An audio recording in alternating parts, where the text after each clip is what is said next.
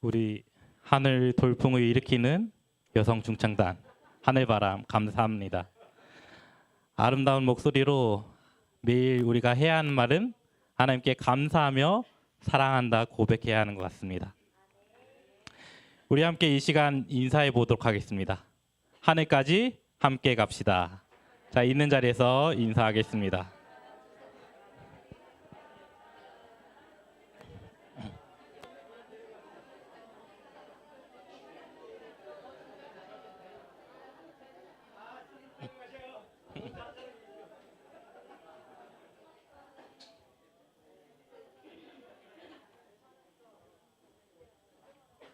네, 감사합니다. 어느덧 가을의 끝자락과 겨울의 시작이 맞닿아 있습니다. 이 계절에 또한 아름다운 낙엽의 소리를 들으며 또한 이 안식일을 함께 보내면 좋겠습니다. 정말 너무도 바쁜 한 주를 보냈죠. 우리 주말에는 도농 한마당이 있었고 또한 안상근 집사님 남편의 장례를 무사히 마쳤고 또한 이 안식일에 함께 모여서 하나님 앞에 예배하니 얼마나 즐겁고 반가운가요. 우리 이 모든 것을 하나님께 내어 맡기며 하나님의 말씀을 함께 살펴보겠습니다. 전도서 4장 9절의 말씀입니다. 전도서 4장 9절의 말씀을 한 목소리로 다 같이 읽어보겠습니다. 두 사람이 시작.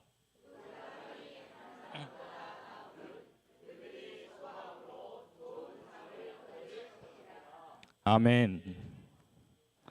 하나님께서는 우리에게 공동체를 선물로 주십니다. 혹시 공동체 하면 떠오르시는 것이 있을까요? 최근에 우리 전도회가 무엇이었죠? 전인적 소그룹. 불과 몇 주 전에 진행된 소그룹의 말씀이었습니다. 그런데 왜 이 정영민 목사가 왜 이 말씀을 또 들고 왔을까 생각해 보았는데 아마 이제 장이 월곡교회가 새로 교회를 건축하고 또한 많은 소그룹과 공동체를 진행할 때 하나님의 말씀을 다시 한번 묵상하면서 준비하는 시간이 필요하지 않을까 해서 이 말씀을 함께 준비해 보았습니다. 하나님께서는 사람이 혼자가 아닌 공동체로 살아가게 하십니다. 그리고 하나님의 형상을 닮아서 하나님의 공동체를 꾸리게 만들게 하시죠. 우리는 이것을 통해서 하나님의 공동체가 무엇인지 함께 꿈꾸며 찾아가 보겠습니다. 제가 최근에 결혼을 했습니다. 처음에 결혼하는 것은 그저 양가 집안의 결혼이라 생각했습니다. 단순히 저와 권세인 사모의 결혼으로 착각을 했습니다. 그런데 시간이 지나고 보니까 어떤가요? 양 집안의 결혼입니다. 우리 권세인 사모의 집안이 얼마나 큰지 우리 청년반에서도 이런 소문이 나기 시작했습니다. 어디를 가든지 권세인 사모의 가족이 있다고. 그래서 이번 결혼을 통해서 어딜 가든지 행동을 조심해야 되지 않을까 생각이 되게 됩니다. 저는 이남 일녀의 둘째로 자라게 되었고 권세인 사모는 이남 이녀의 둘째로서 자라게 되었습니다. 저는 서중환 앞에 경기도에서 자랐고 또한 권세인 사모는 영남 앞에 의성에서 자랐습니다. 그래서 처음 만날 때는 또한 사귀게 될 때는 그저 겹치는 지인이 없겠구나. 그러고 결혼을 하는데 웬걸? 부모님도 서로 알고 있고 또한 겹치는 지인이 계속해서 생기는 것입니다. 이것을 통해서 우리 삼육교회이자 또한 하나님 안에 살아가는 그리스도인 공동체는 참으로 함께 살아가는 것을 보게 됩니다. 하나님은 이것을 통해서 혼자가 아닌 공동체를 이루게 하십니다. 하나님이 주신 공동체의 기본을 알기 위해 우리가 창세기의 말씀을 함께 살펴보겠습니다. 창세기 1장 26절에서 27절입니다. 하나님이 이르시되 우리의 형상을 따라 우리의 모양대로 우리가 사람을 만들고. 하나님께서는 삼위일체 하나님이 우리의 모습을 만들어 주십니다. 우리 한번 양 옆에 계신 성도님들의 얼굴을 한번 살펴보시기 바랍니다. 하나님의 형상과 하나님의 모습, 하나님의 사랑이 느껴지시나요?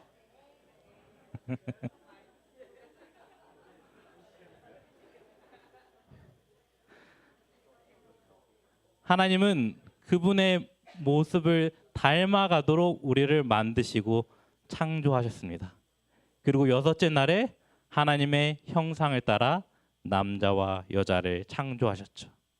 그리고 창조의 모습이 얼마나 아름다웠는지 그 모습이 참으로 보기 좋았다고 하나님의 고백이 나오고 있죠. 그리고 이 고백은 어김없이 창세기 2장에 더욱더 확대하여 우리에게 보여주고 있습니다. 창세기 2장 18절입니다. 여호와 하나님이 이르시되 사람이 혼자 사는 것이 좋지 아니하니 내가 그를 위하여 돕는 배필을 지으리라 하시니라. 하나님께서는 아담을 통해서 그의 필요를 깨닫게 하십니다. 하나님께서는 이 세상을 창조하시면서 아담을 창조하십니다. 그리고 바로 그의 짝 하와를 만들어 주셨나요? 아닙니다. 하와를 바로 만드시는 것이 아니라 그 동물들을 보면서 이 동물들은 짝이 있는데 누구만 짝이 없어요? 아담만 짝이 없는 것입니다. 그 아담의 모습을 보시면서 그의 필요를 채워주십니다. 그리고 하와를 창조하여 주시죠. 이것을 통해서 하나님은 사람이 함께 어우러져 공동체를 꾸리게 하십니다. 첫 가정, 아담과 하와를 통해 함께 살아가는 공동체를 보여주고 있죠. 사랑하는 성도 여러분, 우리 한번 각자 결혼을 했던 그 시기를 떠올려 보시기 바랍니다. 그 순간에 마음이 얼마나 감격이 있었나요? 없었나요?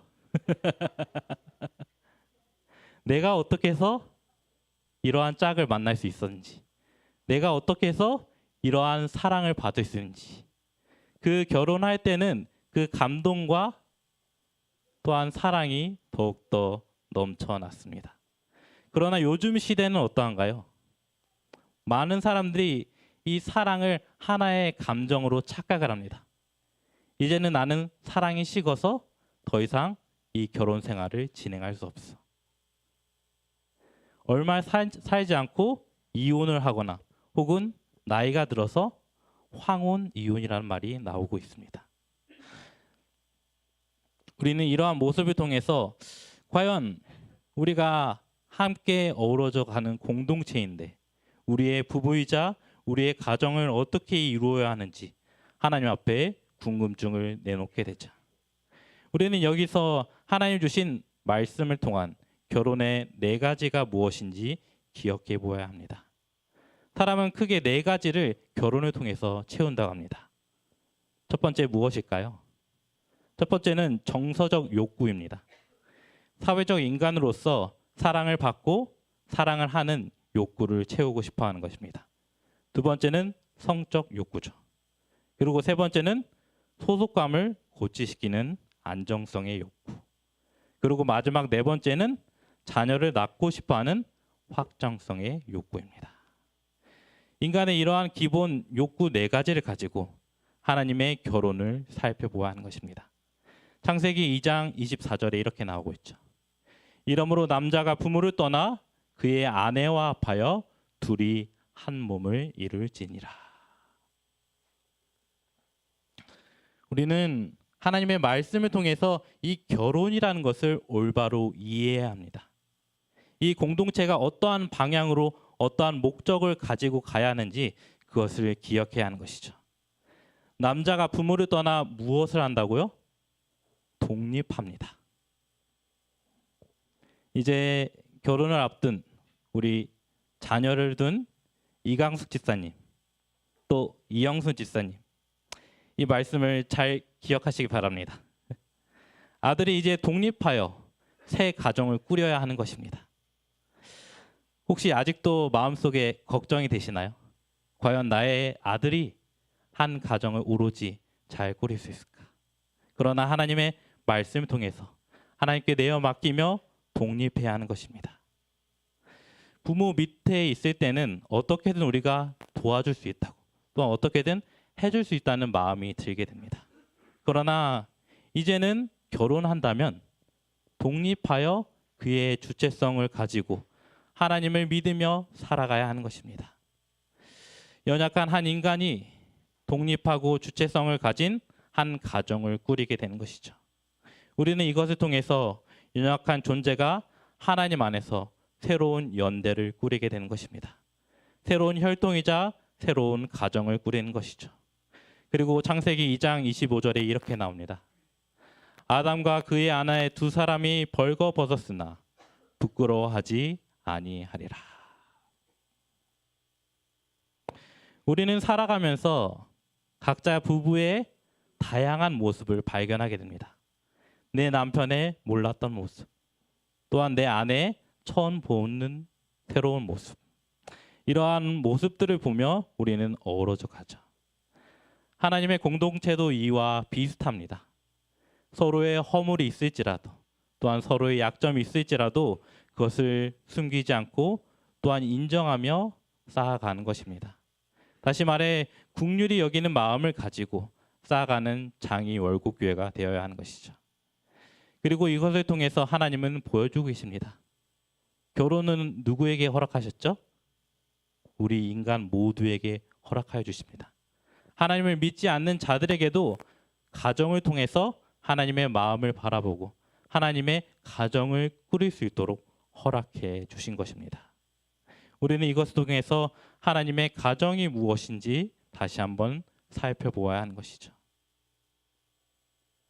하나님께서는 우리에게 결혼을 통하여 사랑에 맺어진 관계를 허락하여 주십니다.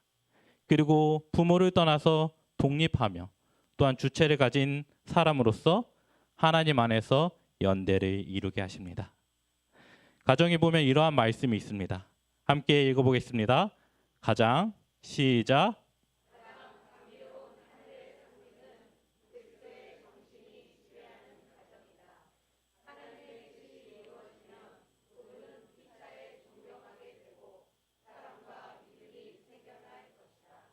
아멘.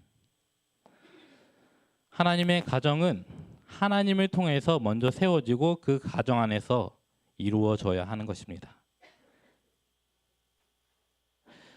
장애월국교회 성도 여러분, 우리는 하나님의 자녀이자 그리스도인의 공동체가 되어야 합니다.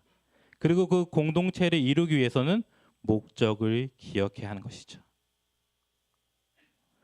하나님의 사랑이 나의 사랑이 되고 또한 그것이 나의 가정이자 나의 이웃의 특별한 교회를 이루어야 하는 것입니다.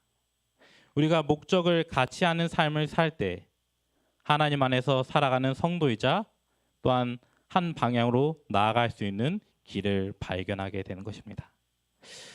제가 한 가지 질문을 드려보겠습니다. 혹시 장이 월곡교회 목표를 알고 계신가요? 사업계획서에 나와 있는데 혹시 장이 월곡교회 목표가 무엇일까요? 네.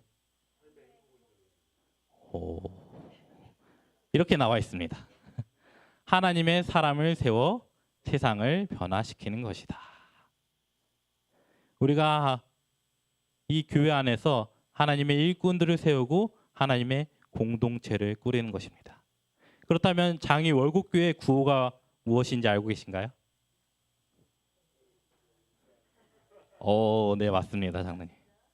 재림기별을 이 시대 안으로 온 세상에 전파하자. 우리가 이러한 목표와 또한 장이 월곡교회 방향인 구호를 알고 있을 때 우리가 한 방향으로 함께 어우러져 나아갈 수 있는 것입니다. 같은 목적을 가진 살아있는 교회가 되기를 간절히 소망합니다. 그러한 목적이 우리의 삶의 방향이 되고 또한 우리가 함께 하나님의 공동체로서 나아갈 수 있는 것이죠. 이어서 전도서 4장 10절의 말씀을 보시겠습니다. 혹시 그들이 넘어지면 하나가 그 동물을 붙들어 일으키려니와 홀로 있어 넘어지고 붙들어 일으킬 자가 없는 자에게는 화가 있으리라. 하나님께서는 어김없이 우리에게 말씀해 주시죠. 이 세상은 혼자가 아닌 함께 살아가는 것임을. 내가 만약 혼자 있다면 넘어져도 일어나지 못할 때가 많이 있습니다. 내가 만약 홀로 외로이 있다면 어딘가에 빠져 헤어나지 못할 때가 있죠. 그러나 우리는 그러한 삶 속에서 하나님의 공동체를 이루기 위해서는 서로 도와주어야 하는 것입니다. 함께하는 삶이란 함께 도와주는 것이죠.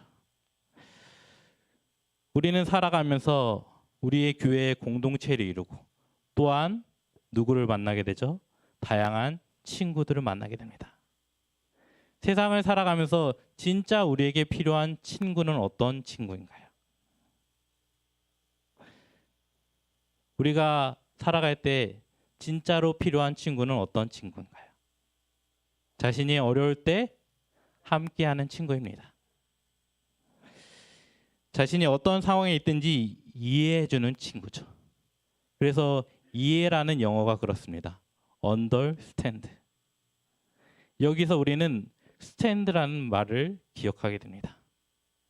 그를 이해하며 기다리며 참아주는 것입니다. 남들이 다 떠나가고 나를 외면할 때 나를 기다려주고 이해해주는 것이 진정한 친구이죠. 그래서 우리는 기억합니다.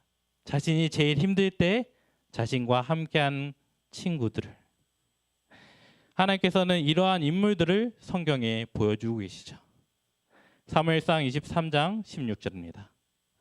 사울의 아들 요나단이 일어나 수풀에 들어가서 다윗에게 이르러 그에게 하나님을 힘있게 의지하게 하였는데, 하나님께서는 요나단과 다윗의 우정 깊은 브로맨스를 보여주고 계시죠. 그들이 얼마나 깊은 관계를 가졌는지 또한 이렇게 보여주고 계십니다. 요나단은 다윗을 자기 생명같이 사랑하여. 사랑하는 성도 여러분, 우리는 이러한 마음을 가지고 누군가를 도와주며 누군가를 보살펴주고 있나요? 당시 요나단과 다윗의 모습을 보면 이렇습니다. 요나단은 이 사울의 아들로서 왕자의 삶을 살고 있습니다. 그리고 그와 반대로 다윗은 어떠한 자리에 있었죠? 총망받는 장군의 자리였습니다. 그들은 그러한 평화로운 시기가 얼마 지나지 않아 사울의 시기로 이제는 다윗이 쫓기는 신세가 됩니다. 그리고 그러한 상황 속에서도 요나단은 다윗과의 우정을 저버리지 않죠.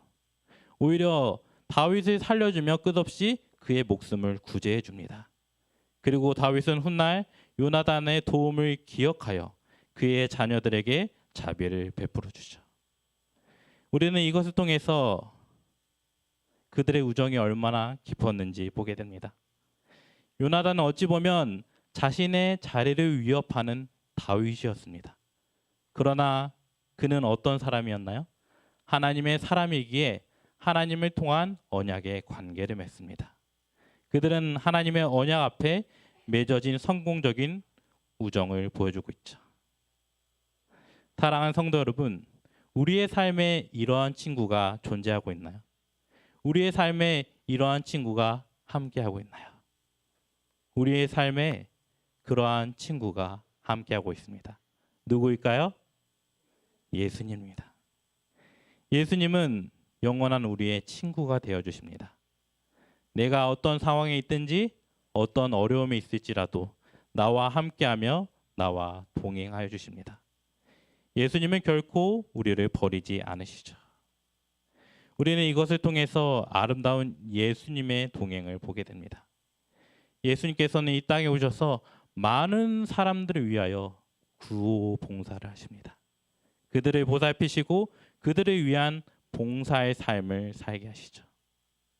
서로 도와주는 삶, 또한 그들과 함께 친구가 되신 예수님의 길을 보여주고 계십니다.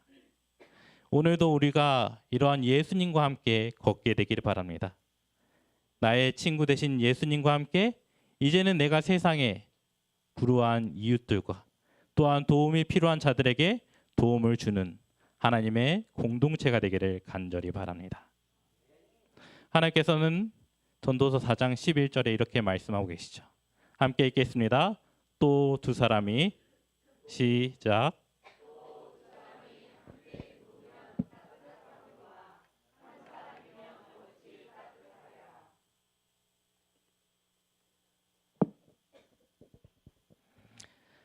혹시 추운 겨울에 함께 따뜻함을 나눠 보신 적 있으신가요? 저는 있습니다. 추운 겨울에 가족 안에서 따뜻함을 느껴본 적이 있습니다. 때는 바야흐로 양주에서 살던 시절입니다. 우리 양주에서 군복무한 유한준 청년, 양주가 추운가요, 안 추운가요? 네, 매우 춥습니다. 네, 나름 전방이 아닌 전방인데 양주는 매우 춥습니다. 제가 양주에서 살던 시절에 교회에 사택이 있었습니다. 그 교회 뒤편에 작은 사택이 있었는데 그때 저는 제 형과 같은 한 방을 썼습니다. 그리고 그 방은 입구에서 들어갈 때 바로 오른편에 있는 방이었습니다. 흔히 집 안에서 어떤 방이 제일 춥나요? 제일 바깥에 있는 방이 춥습니다. 왜냐하면 우풍도 불고 또한 바람도 많이 받기 때문입니다. 제가 아마 중학생 시절이었습니다. 양주에서 살던 그 사택에서 밤에 웅크리고 잠을 청하게 되었습니다.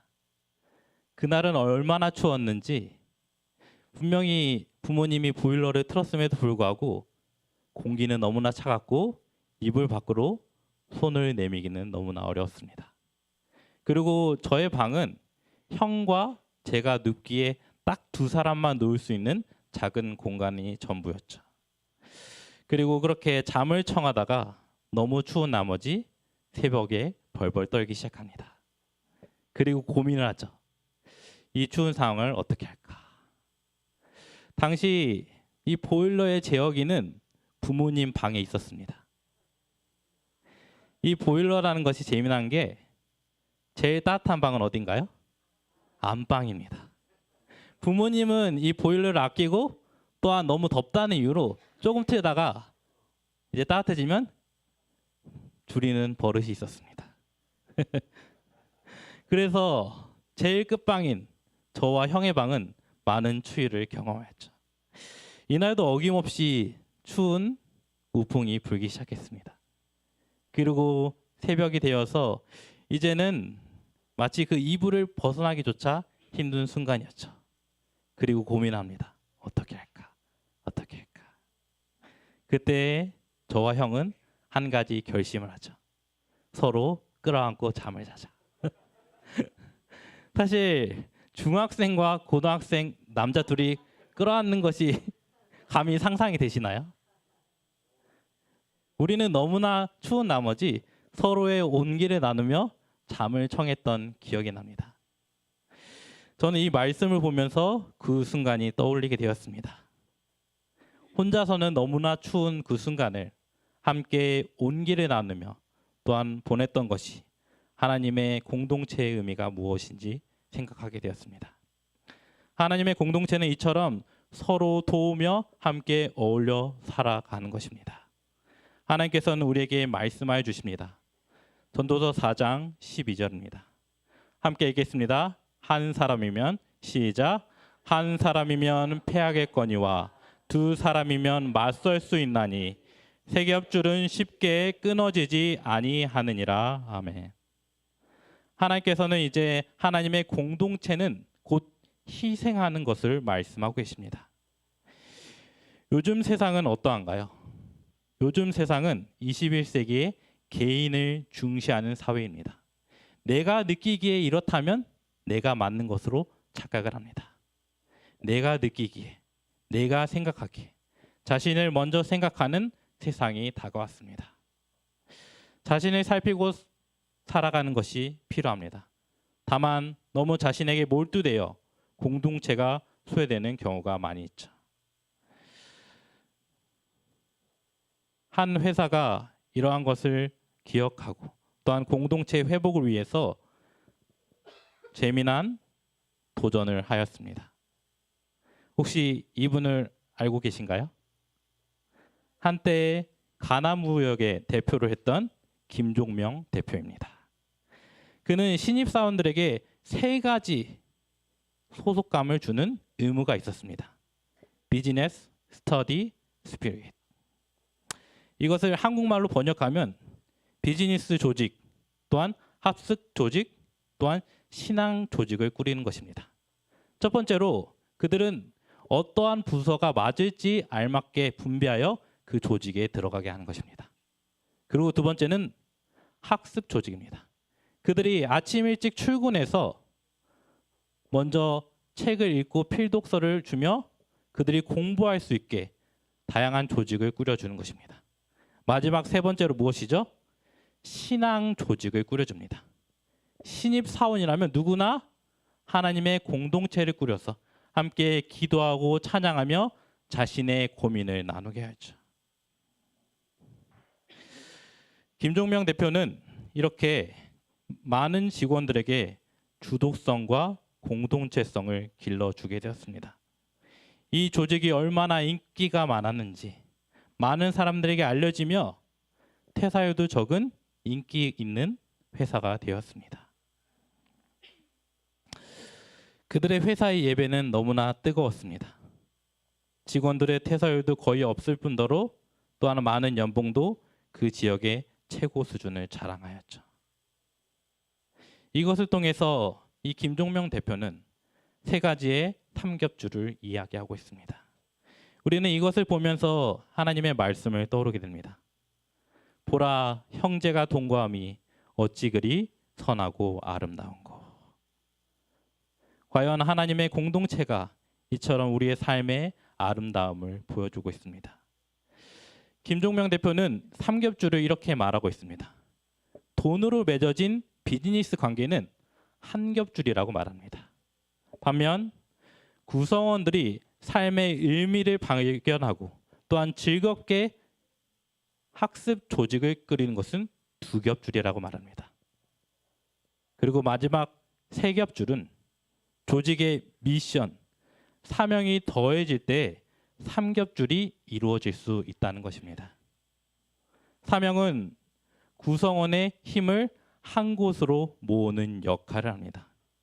이처럼 이 한 회사가 영적인 공동체를 만들어 하나님 앞에 온전히 드려지게 되는 것이죠. 분명히 이 회사가 이 3가지 도전할 때 수많은 수행착오의 과정들이 있었을 것입니다.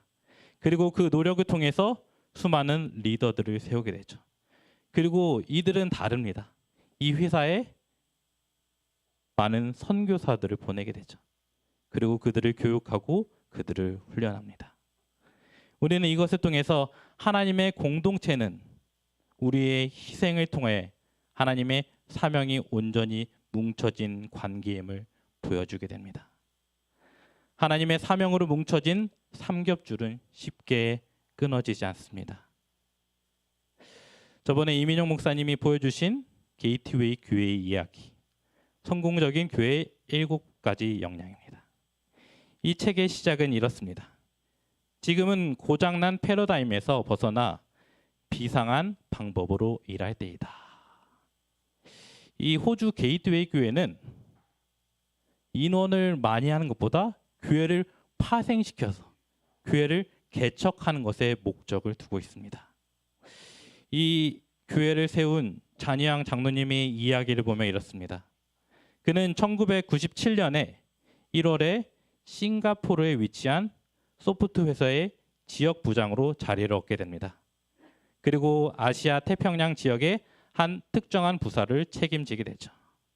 그때 장로님은 꿈을 가지게 되었습니다. 나의 영적인 부흥과 성장을 위해서 하나님이 이 기적의 문을 열어주실 거라고. 그때의 상황은 어떠했을까요? 1997년에 이 아시아 지역에 우리나라의 상황은 어떠했나요? IMF로 많이 힘든 상황이었습니다. 이때 잔희양 장로님은 결단을 내려야 했습니다. 위기의 상황일 때 많은 것을 감축하고 변화를 요구했죠. 그리고 장로님은 고민하게 됩니다. 과연 이때 무엇을 해야 될까? 그리고 그를 보낸 한 대표자가 이런 말하죠. 자니에게 징크스가 있는 것 같네. 위기가 있으면 정상적인 사업을 할 때가 아니라 비상적인 사업을 할 때지. 그리고 잔희양 장로님은 생각하기 시작합니다.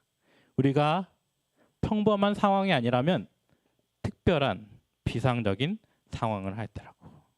그리고 그는 많은 회사의 직원들을 보존하기 위해서 임금을 감축하고 또한 수익성이 없는 나라의 사업을 접게 됩니다. 그리고 이것을 교회에도 적용하게 되죠. 여기 보면 이러한 글이 나오고 있습니다. 오늘날 교회는 단지 일상적인 사업을 하고 있는가? 아니면 우리가 위기에 처해 있다는 사실을 기꺼이 인정하고 있는가? 우리는 교회 놀이를 하고 있는가? 아니면 시대의 긴급함을 느끼고 있는가?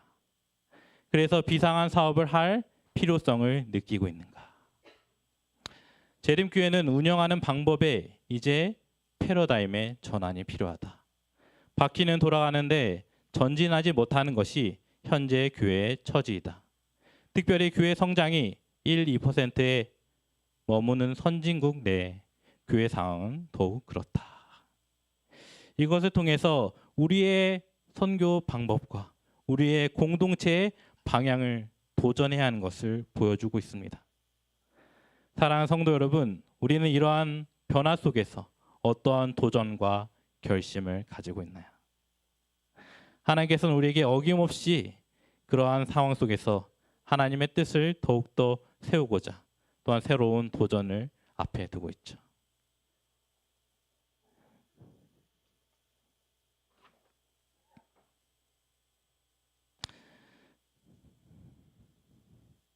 이제 이러한 목표들을 세우면서 이 게이트웨이 교회는 새로운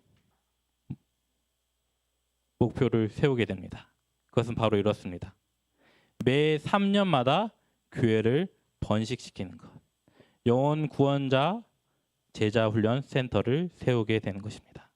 이들은 단순히 인원을 확장하여 교회를 키우는 것이 아닌 교회를 개척하여 파생하는 것을 목적에 두었습니다. 다시 말해 그들은 단순히 침례를 주는 것에 초점을 두는 것이 아니라 추수할 일꾼들을 키워 하나님의 제자를 양성하는 것에 초점을 두었죠. 그리고 그들의 교회가 어떻게 되었을까요? 이 게이트 교회의 특징을 보면 케어 그룹이 있습니다. 흔히 이 케어 그룹은 그들의 가정에서부터 시작이 되죠. 그들의 집을 오픈하고 많은 영혼들을 맞이하게 됩니다. 그리고 그들은 장소보다 그들의 가정을 통해서 이루어진 케어 그룹이 더욱더 힘을 얻게 됩니다. 이렇게 케어 그룹이 하나, 두 개씩 생기게 됩니다. 그리고 그들이 멜버른시에서 매주 30명 이상의 케어 그룹 멤버들이 생기게 되었습니다. 이러한 하나의 공동체가 생겼을 때 그들이 안식일마다 그들의 교회에 가기란 너무나 멀게 느껴졌습니다. 무려 30km가 떨어진 곳이기에 그들이 그곳에 가서 예배드리기란 어려운 형편이 되었죠. 그래서 그들은 합회의 도움을 받아 2003년도에 도심 속의 멜버른 대학에서 하나의 교회를 출범시키게 됩니다. 그들은 처음에 35명이 모여서 예배하였습니다. 그리고 그 공동체가 그 해가 끝날 때 몇 명이 모였을까요?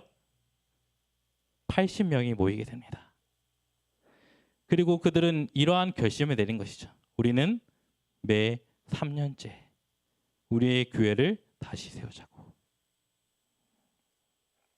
이것은 매우 도전적인 목표입니다. 3년마다 교회를 개척하고 세운다는 것. 그러나 하나님께서는 그들에게 불가능이 없다는 것을 보여주고 계시죠. 3년 후인 2008년도 5월에 게이트웨이 이스트 교회가 두 번째로 출범하게 됩니다. 셋째 교회 개척이 세워지기 전에 첫 번째 교회를 강화시키는 1년이 필요하며, 또한 그들은 2012년 8월에 마침내 게이트웨이 교회, 웨스트 교회가 출범하게 됩니다. 그들의 비전은 지속적으로 성장하게 되었습니다. 그리고 그들이 꿈꿔왔던 교회가 점점 나아가고 있는 것을 보게 되죠. 그들의 성장의 비결은 부흥과 제자훈련, 개인 전도와 가정에 기반의 전도, 공중 전도의 결합을 보여주고 있습니다. 이 책을 통해서 우리에게 많은 것을 생각하게 됩니다. 교회라는 것은 참으로 까다로운 사업체라고 소개하고 있습니다.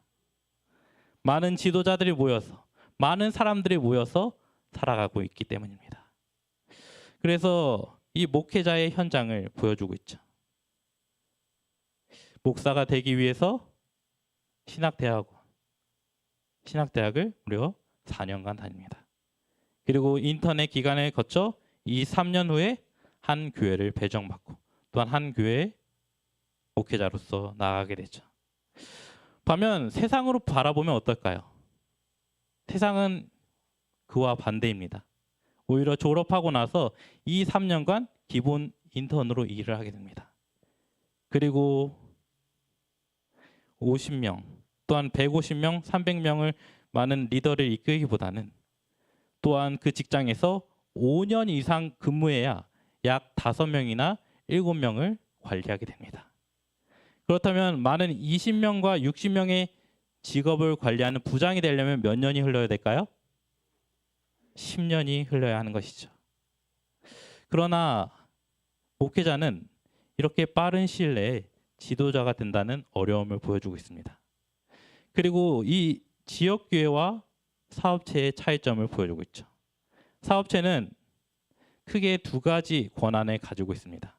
첫 번째는 금전적인 보상과 또한 직원을 고용하고와 해고할 권한이 있음을 보여주고 있습니다.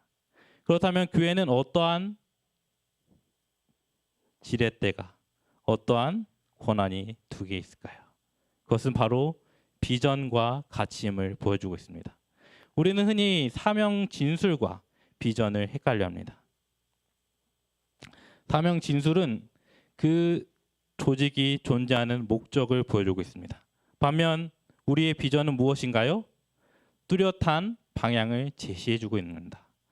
사도행전 1장 8절의 말씀을 함께 읽겠습니다.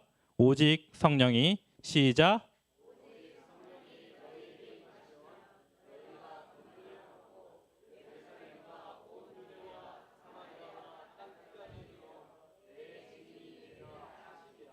아멘. 하나님께서는 우리에게 이스라엘 백성들이 나아갈 방향을 온전히 보여주고 계신 겁니다.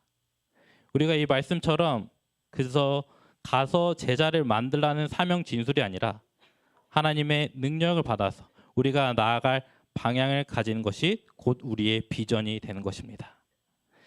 잠언 29장 18절에 이렇게 말합니다. 비전이 없으면 백성이 망한다. 우리는 이러한 비전을 가지기 위해서 하나님 앞에 온전히 무릎 꿇고 기도해야 하는 것이죠. 우리 장이 월곡교회가 가야 할 길은 무엇인지, 어디인지, 우리는 그 길을 통해서 하나님이 보여주신 순종의 길을 걸어가야 하는 것입니다. 하나님께서는 두 번째로 우리에게 가치를 보여주십니다. 사도행전 2장 42절에서 47절을 보면 많은 가치의 모습들을 보여줍니다. 가르침을 받아 서로 교제하고 떡을 떼며 오로지 기도하기를 힘쓰니라. 사람마다 두려워하는데 사도들로 말미암아 기사와 표적이 많이 나타나니 믿는 사람이 다 함께 있어 모든 물건을 서로 통용하고 또 재산과 소유를 팔아 각 사람의 필요에 따라 나누어 주며. 하나님께서는 초기 교회를 통해 우리에게 분명한 비전과 견고한 가치를 가지라고 말씀하고 계십니다. 가치라는 것은 일치하지 않으면, 또한 그 크기가 같지 않으면 우리의 삶에 마찰을 일으키게 됩니다. 가치관의 차이로 사람은 쉽게 틀어지게 되는 것이죠. 가치는 사람들에게 영향을 미치는 것으로 그저 우리의 책에 있는, 우리의 홈페이지에 있는 그러한 글귀가 아니라 자신의 삶을 통해서 보여주는 것들입니다. 비전과 가치를 우리는 끊임없이 공유해야 하는 것입니다. 끊임없이 맞춰가며 소통해야 하는 것입니다. 장이 월곡교회에 내려준 하나님의 공동체의 비전과 가치가 무엇인지, 우리는 나의 시간과 나의 재물, 나의 장소의 모든 것을 내려놓고 하나님 앞에 나아가는 삶을 살아가야 하는 것입니다. 요한복음 15장 13절에 이렇게 말씀하고 계시죠. 사람의 친구를 위하여 자기 목숨을 버리면 이보다 더 큰 사랑이 없나니. 자신을 내어 바치는, 자신을 희생하는 그 하나님의 사랑이 곧 하나님의 공동체이자 이 장이 월곡교회를 세우게 될 것입니다. 사랑하는 성도 여러분, 이제는 장이동과 월곡동이 하나로 합치게 되었습니다. 그리고 우리는 또 어떠한 목표를 눈앞에 두고 있죠? 건축이라는 새로운 목표를 눈앞에 두고 있습니다. 우리는 하나님의 성전을 건축하며 어떠한 꿈과 목표를 가지고 계신가요? 어떠한 비전과 가치를 가지고 우리는 나아가고 계신가요? 하나님 안에서 말씀과 기도로서 용기를 가진 공동체로서 하나님의 말씀을 기억하시기 바랍니다. 전도서 4장 12절입니다. 한 사람이면 패하겠거니와 두 사람이면 맞설 수 있나니 세 겹줄은 쉽게 끊어지지 아니하느니라. 우리가 하나님 안에서 하나님의 공동체로서 말씀과 기도로서 또한 용기 있는 자로서 우리의 삶을 내어 던진다면 우리는 분명히 끊어지지 않는 하나님의 공동체를 이룰 수 있는 것입니다. 사랑하는 성도 여러분, 우리는 분명한 방향을 눈앞에 두고 있습니다. 교회의 건축을 통하여 하나님의 성전을 짓는 것.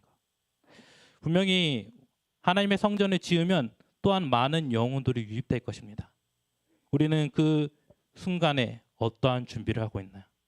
우리 장애 월곡교회 이 소그룹이 또한 공동체가 어떻게 나아가야 될지 함께 의논하며 준비해야 하는 것입니다. 하나님께서는 이제 우리에게 말씀해 주십니다. 더욱더 강하고 끈끈한 공동체로서 때로는 독립적이기도 하며 때로는 유기적이기도 한 조직으로 만들어라. 사랑하는 성도 여러분, 함께 하기를 원하시나요? 그렇다면 기꺼이 하나님께 우리의 삶을 내어 바치기 바랍니다. 이 전도서 4장의 말씀처럼 우리가 스스로는 할 수 없는 것들을 하나님은 함께함으로 하나님의 공동체를 이루게 하십니다. 그러므로 우리의 공동체 또한 나의 소그룹과 나의 관계를 가진 영혼들이 과연 하나님 안에서 올바로 나아가고 있는지, 함께 그 목표를 가지고 한 방향으로 나아가고 있는지 살펴보아야 하는 것입니다. 하나님은 언제나 우리를 사랑하시면서 우리를 인도하여 주십니다. 그러므로 이제는 우리가 한 목표를 향하여 함께 나아가는 장이 월곡교회가 되기를 간절히 바라며 말씀을 마치겠습니다.